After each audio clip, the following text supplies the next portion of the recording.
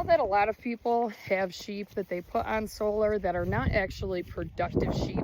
People just keep them and don't breed them, which is asinine to me, because you would think you'd want to make the maximum amount of return for your work and investment, but I guess not everybody has that agribusiness mentality. But if you have sheep on solar, do you keep wethers? Obviously, with the Katahdins, here's my tubby companion wether. With Katahdins, they don't get grain, or at least mine don't. Oh, are you all right? So there's no concern with urinary stones, which is what happens in wethers commonly. So I'm just curious, do you feed those wethers, or like useless sheep? Oh, my gate blew open. Those useless sheep, do you breed them? Do you just have a permanent flock that you keep and you don't bother breeding them? I'm curious of what other people's models look like. And honestly, if anybody's looking for some Katahdins, I would sell some when they come back to the farm. And obviously they're exposed and most likely bred carrying twins or triplets. They're not cheap because they're quality animals, but if you're looking, and in my area, we did have them clean tested in February, but I'm keeping like 35 or 38 mama ewes. So if they all lamb and have twins or triplets, minus maybe the first time moms might not, that's a lot of babies. And I don't know, maybe I'll just double and triple my flock by next year and find another solar contract. I'm not sure.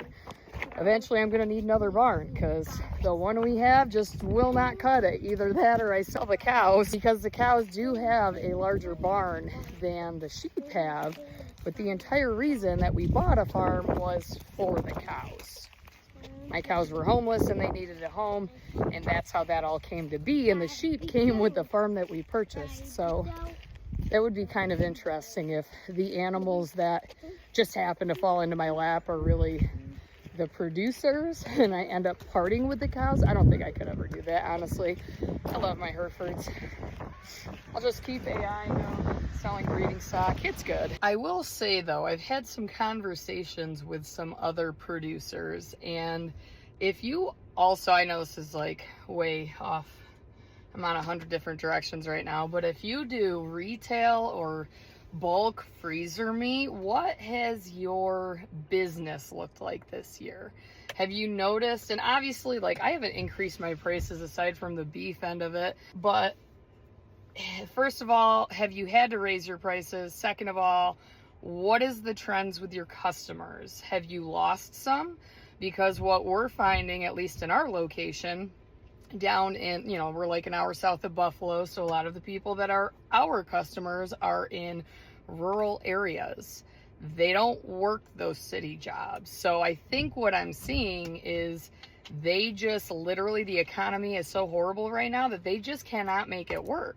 So I'm curious if you also, wherever you're located, are seeing that trend, and if not, what is your customer base?